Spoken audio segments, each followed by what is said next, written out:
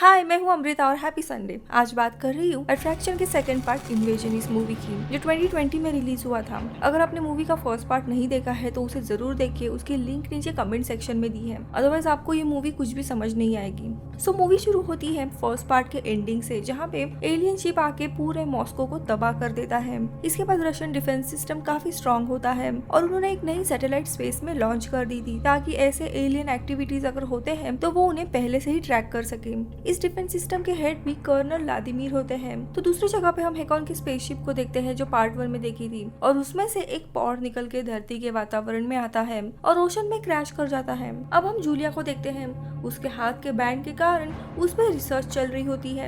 ये रिसर्च काफी कॉन्फिडेंशियल होने के कारण उसके साथ हमेशा गार्ड्स घुमा करते थे, कॉलेज, जॉगिंग, हर जगह उसके साथ। कॉलेज के बाद जूलिया और गूगल को उसके पिता पिकअप करते हैं। गार्ड्स उनके पीछे पीछे ही थे। गूगल को वो एक कंपनी में छोड़ते हैं जहाँ पे वो इंटर्न का काम करता था, और जूलिया को वापस एक सीक्रेट लैब में लेके जाते हैं जहाँ उस पर एक्सपेरिमेंट चल रहे थे। इस लैब में हेकॉन के आर्मर के ऊपर टेस्टिंग भी चल रही थी, ताकि उनकी टेक्नोलॉजी समझ ले, लेकिन उस आर्मर को ये लोग डिकोड कर ही नहीं पाते।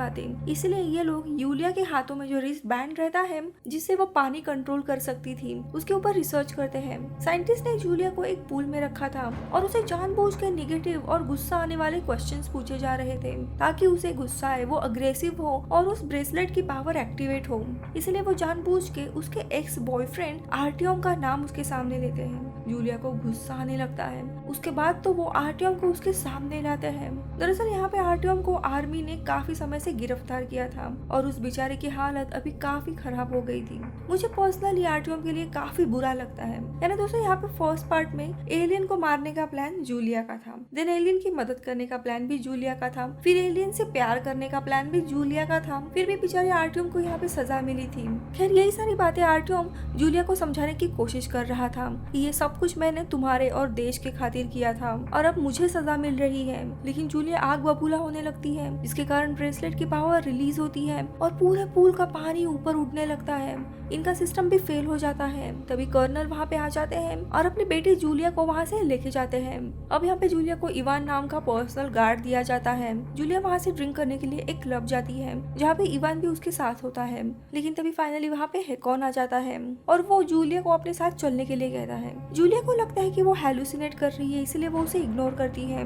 लेकिन फिर इवान हेकॉन को मारने लगता है और दोनों की भी लड़ाई शुरू होती है। लेकिन इसी लड़ाई के बीच में हेकॉन जूलिया को वहाँ से भगा के लेके जाता है। और दोस्तों, यहाँ पे ऊपर जो हेकॉन की शिप थी, उसका एक एआई था जिसका नाम सोल था। उसके पास अर्थ में सारे इलेक्ट्रॉनिक डिवाइसेस का एक्सेस होता है, यानी हेकॉन किसी भी इलेक्ट्रॉनिक चीज से कनेक्ट करके कंट्रोल कर सकता था। हेकॉन सोल को ऑर्डर देता है और सोल एक BMW को हैक करके हेकॉन के सामने लाता है। इस कार में ऑलरेडी एक कपल था, वो उन्हीं के साथ जूलिया को लेके भागता है। इवान भी वहाँ पे आता है, लेकिन ये लोग वहाँ से भाग जाते हैं। इवान कॉल करके कर्नल को सारी चीजें बताते हैं। अब यहाँ कार में हेकॉन जूलिया को बताता है कि तुम्हारे लोग रिसर्च को लेके बहुत आगे चले गए हैं, अब तुम्हारे जान को खतरा होगा, इसलिए मैं तुम्हें एक दूसरे इनहेबिटेबल प्लेनेट लेके जाऊंगा। अब वहाँ से हेकॉन जूलिया को लेके एक घने जंगल के बीचों बीच में उसने एक घर बनाया था, वहाँ पे आते हैं। काफी खूबसूरत घर था और जूलिया की डॉग भी वहीं पे थी। यानी कि हेकॉन अब कुछ समय से धरती पे ही रह रहा था इंसानों की तरह। लेकिन जूलिया उस पे नाराज होती है कि तुम अभी 2 साल के बाद मुझसे मिलने आ रहे हो। तो वो बताता है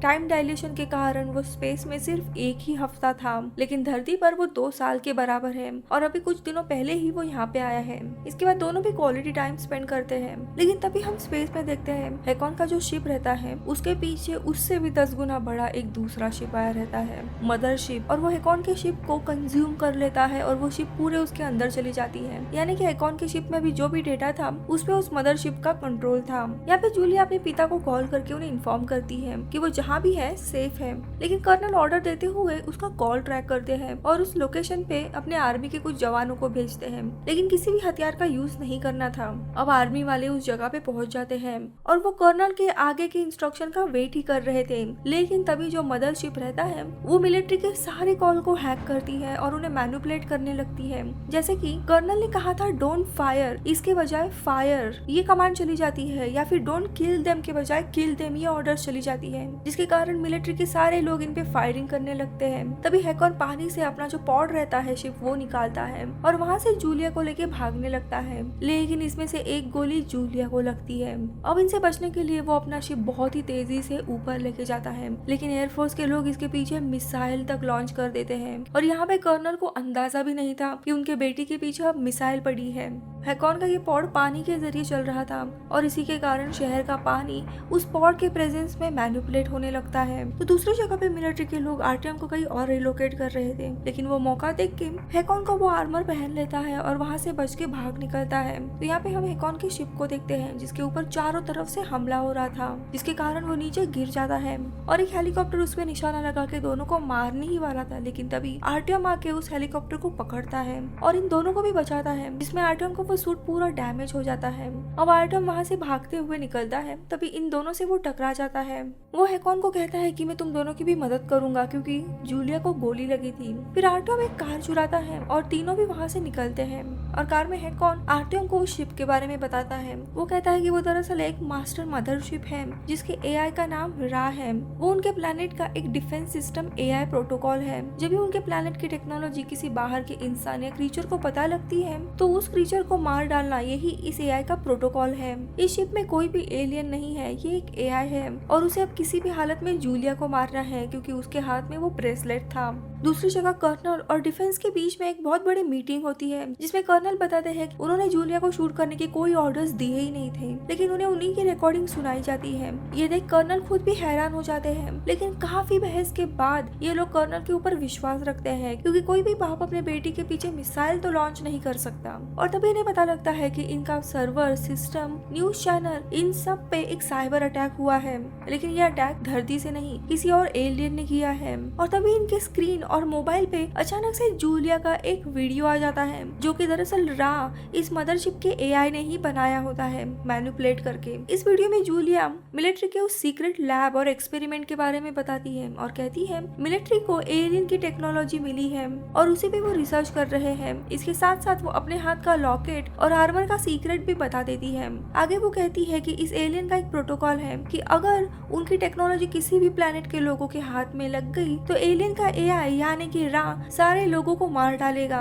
वो मुझे, हैकॉन और बाकी सारे मिलिट्री के लोगों को मारना चाहता है, इसीलिए यहाँ पे अटैक हो रहा है। अब ये बात लोगों तक पहुँचती है तब वो काफी गुस्सा हो जाते हैं कि इसी रिसर्च के कारण अब यहाँ पे एलियन अटैक हो रहा है और काफी सारे लोग इस डिफेंस सेक्रेटरी के बिल्डिंग के नीचे आ जाते हैं।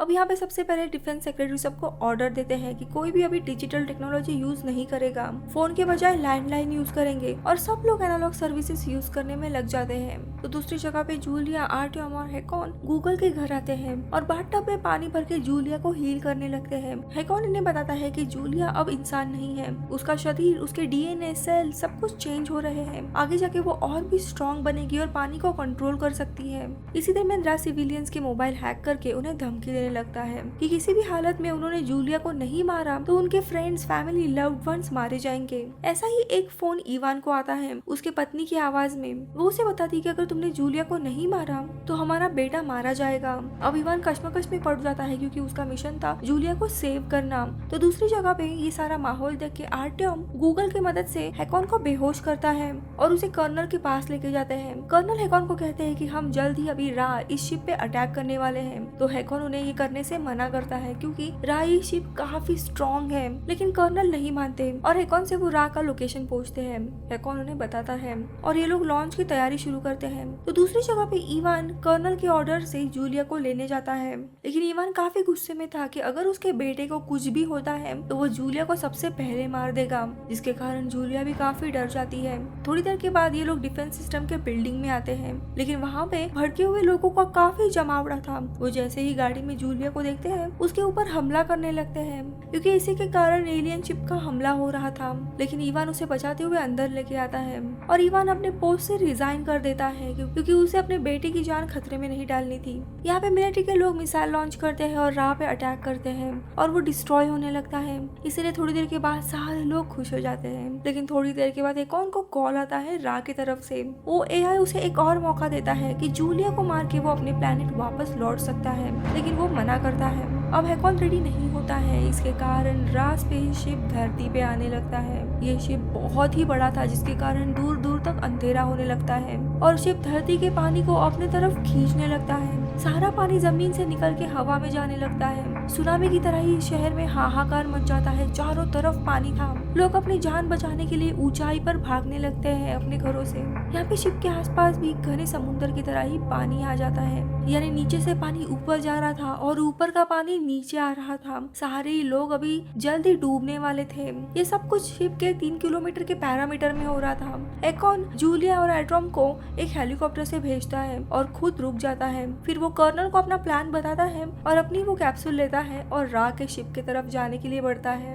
कर्नल उसे लोकेशन बता रहे थे तो यहाँ पे जूलिया का प्लेन तूफान के कारण पानी में ही क्रैश हो जाता है। जूलिया ये खतरनाक मंजर देख नहीं पाती, इसलिए वो खुद की आइडेंटिटी आसपास के लोगों को रिवील करती है ताकि सब लोग उसे मिलके मार डाले और रा यहाँ से निकल जाए। लोग उसे मारने के लिए आते हैं, लेकिन आर्टियम उसे ऐसा करने से रोकता है, उसका प्रोटेक्शन करता है। लेकिन तभी यहाँ पे इवान आ जाता है। उसे रा के फोन कॉल ने मैनिपुलेट कर दिया था कि तुम्हारा बेटा अब मर चुका है, इसलिए वो गुस्से में जूलिया के और गन फायर करता है। लेकिन तभी बीच में आर्टियम आ जाता है और वो गोली उस बेचारे को लगती है और वो मारा जाता है। अब ये देखते हुए जूलिया को काफी गुस्सा आने लगता है। वो पानी में डूबने लगती है और इसी गुस्से के कारण उसके ब्रेसलेट की पावर एक्टिवेट हो जाती है। उस पावर के कारण आसपास उससे भी बड़ा तूफान आने लगता है और वो उस पूरे पानी को कंट्रोल करती है और एक बहुत बड़ी वेव बनाती है और उस शिप पे अटैक करने लगती है। तो दूसरी तरफ एयरफोर्स चारों तरफ से रा के शिप पे हमला करते हैं और रा की शिप चारों तरफ से डिस्ट्रॉय होने लगती है